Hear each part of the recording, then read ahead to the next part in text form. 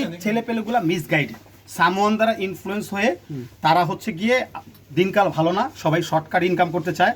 একটা অফিসে গিয়ে সামওয়ানকে যদি কোনো একটা বিষয় নিয়ে ক্র্যাক করা যায়, তাহলে কিছু যদি বেনিফিশিয়ারি পাওয়া যায়, খারাপ না। ওরা এরকম কিছু তথ্য নিয়ে মিসগাইডেড হয়ে এখানে আসছে, ঠিক আছে? এই দাঁড়ান, আমার খুব জানতে ইচ্ছে হয়েছিল, গত 5 মিনিট আমি ওদেরকে একটা কথাই বলতেছিলাম, তোমাদের সাথে জীবনে আমার দেখা হয় নাই, কখনো কথা হয় নাই, আমার অফিস চিনো না তোমরা, আমার নাম্বার নাই তোমাদের কাছে, তোমাদেরকে কে সংঘবর্ধিত করে আমার কাছে পাঠাচ্ছে, খালি ওই নামটা বলো। কিন্তু সামান ও কখনোই বলতেছে না, বলতেছে এটা পুলিশ আসলো। আমি বললাম চল পুলিশের কাছে যাই। এখানে তাহলে আমি বললাম এখানে সময় নষ্ট করে কোনো লাভ নাই, আমরা কি করি, আমরা পুলিশের কাছে যাই। পুলিশের কাছে গিয়ে কথা বলি, আমি তো ইনফর্ম না, পুলিশ তো এখানে আসবে।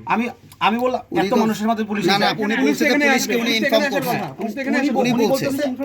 হ্যাঁ উনি বলতেছে যে ওনার তো পুলিশকে বলার কথা ছিল মোহাম্মদপুর থানায়, মোহাম্মদপুর থানার পুলিশ যোগাযোগ করবে পল্টন থানার সাথে, উনি তো প্রোটোকলে নাই, উনি তো নিয়মই জানে না যে যদি মোহাম্মদপুর থানায় কোনো কি থাকে, ডিসপুট থেকে থাকে, উনি কমপ্লেন করবে মোহাম্মদপুরে, মোহাম্মদপুরের অফিসাররা ইনফর্ম করবে পল্টনে, তারা যোগাযোগ করে আসবে।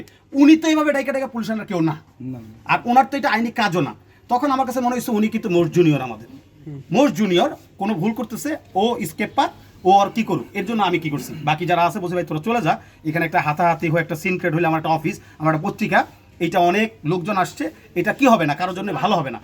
বাকি সবাই চলে গেছে, এই একে আমি বের করতেছি না, আপনারা তখন আমাকে কোশ্চেন করছেন, আর কিছুই না ভাই। আমি ভালো চাই, ভালো চাই ভাই। ভাই আপনি তখন বলছিলেন, এক মিনিট আপনি তখন বলছিলেন যে ওনার নামে মামলা আছে, মামলার কাগজ দিবেন, সেই পেপারস গুলো এখন পর্যন্ত দেওয়া হয়নি, না পাঠানো নাই। ভাই দাঁড়ান, আমাকে ডকুমেন্টস গুলো একটু পাঠান। মামলা মূল বাদী নাম একটু ইয়েতে ঢুকেন না, আমার প্রশ্নের উত্তর আগে নেই, তারপর অন্য কিছু ঢুকেন। এখান থেকে অলরেডি বের হয়ে যাচ্ছে বারবার।